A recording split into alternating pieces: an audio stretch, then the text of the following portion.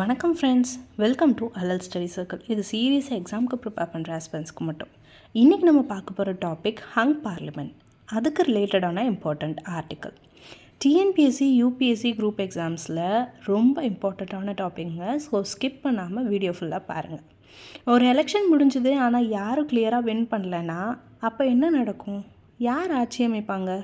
இதுக்கு ஆன்சர் தான் ஹங் பார்லிமெண்ட். சிம்பிளாக புரிஞ்சுக்கலாம். ஒரு பார்ட்டிக்கு 50% ப்ளஸ் 1 மெஜாரிட்டி கிடைக்கலன்னா அந்த சுச்சுவேஷனை தான் ஹங் பார்லிமெண்ட்னு சொல்லுவாங்க. ஃபார் எக்ஸாம்பிள், நம்ம தமிழ்நாடை பொறுத்த வரையுமே 234 தொகுதி. ஸோ 234 தொகுதியில் 50% 117 ப்ளஸ் 1 சீட்ஸ், அதாவது 118 சீட்ஸ் கிடச்சிது அப்படின்னா அவங்க மெஜாரிட்டியில் உட்காருவாங்க. ஸோ அந்த 118 சீட் ரீச் பண்ணல அப்படின்னா அதை ஹங் பார்லிமெண்ட் அப்படின்னு சொல்கிறாங்க. இது எப்படி நடக்கும் அப்படின்னா, ரொம்ப பார்ட்டிஸ் கான்டெஸ்ட் பண்ணால் நடக்கும். அண்ட் ஓட்ஸ் ஸ்ப்ளிட் ஆகுங்க. ரீஜனல் பார்ட்டிஸ் ரொம்ப ஸ்ட்ராங்காக இருக்கும். பீப்புள் ஒரு பார்ட்டிக்கு ஃபுல் சப்போர்ட் கொடுக்க மாட்டாங்க. அப்போது ரிசல்ட் என்ன கிடைக்கும் அப்படின்னா, கிளியரான வின்னர் யாருமே இல்லை அப்படின்றது தான். அப்போ என்ன நடக்கும் அப்படின்னா, பார்ட்டி சேர்ந்து கோஆலிஷன் கவர்மெண்ட் ஃபார்ம் பண்ணுவாங்க. For example, party A, party B plus party C form சேர்ந்து ஒரு மெஜாரிட்டி கொண்டு வருவாங்க. இதுதான் கோஆலிஷன். ஸோ இதில் முக்கியமானது என்ன அப்படின்னா ஸ்மால் பார்ட்டிஸ்க்கு ரொம்ப இம்பார்ட்டன்ஸ் கிடைக்குங்க. ஸோ இதில் அட்வான்டேஜ் என்ன அப்படின்னு சொல்கிறேன் பாருங்கள். பவர் ஷேரிங் இருக்கும், எல்லா குரூப்ஸ்க்கும் ரெப்ரசன்டேஷன் கிடைக்கும், செக்ஸ் அண்ட் பேலன்சஸ் இருக்கும். ஸோ டிஸ்அட்வான்டேஜ்னு பார்த்தீங்கன்னா பொலிட்டிக்கல் இன்ஸ்டெபிலிட்டி ஃபார்ம் ஆகுங்க. டெசிஷன்ஸ் மேக்கிங் ரொம்ப ஸ்லோவாக நடக்கும். அண்ட் ரீஎலெக்ஷனுக்கு சான்சஸ் நிறைய இருக்குது.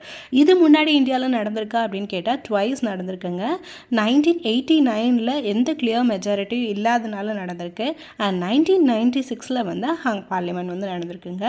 இதில் கோஆலிஷன் கவர்மெண்ட் வந்திருக்கு.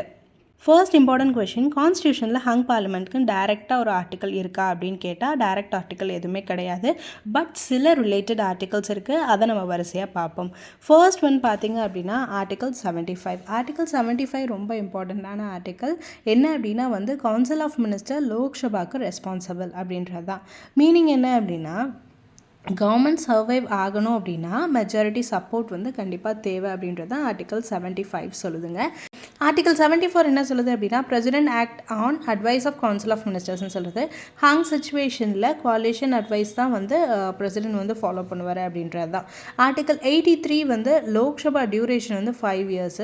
ஆனால் ஸ்டெபிலிட்டி இல்லைன்னா ஏர்லியாக டிசால்வ் ஆகிறதுக்கான பாசிபிலிட்டி இருக்குது. ஸோ ஆர்டிக்கல் 83யுமே இதுக்கு ரிலேட்டடான ஆர்டிக்கல். அண்ட் ஆர்டிக்கல் 85 பிரசிடென்ட்க்கு பவர் இருக்குது லோக்சபா டிசால்வ் பண்ணால் அப்படின்றது தான். அதாவது ஹங் பார்லிமெண்ட்டில் யூஸ் ஆகும். If no stable government form ஆகலை அப்படின்னா பிரசிடென்ட் ரூல் வரதுக்கு வாய்ப்பு இருக்குது.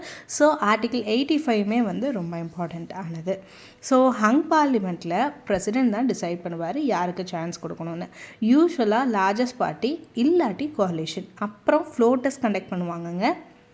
இதை ஈஸியாக எப்படி ரிமெம்பர் பண்ணிக்கலாம் அப்படின்னா, மெஜாரிட்டி இல்லை அப்படின்னா ஹங் பார்லிமெண்ட் வரும்.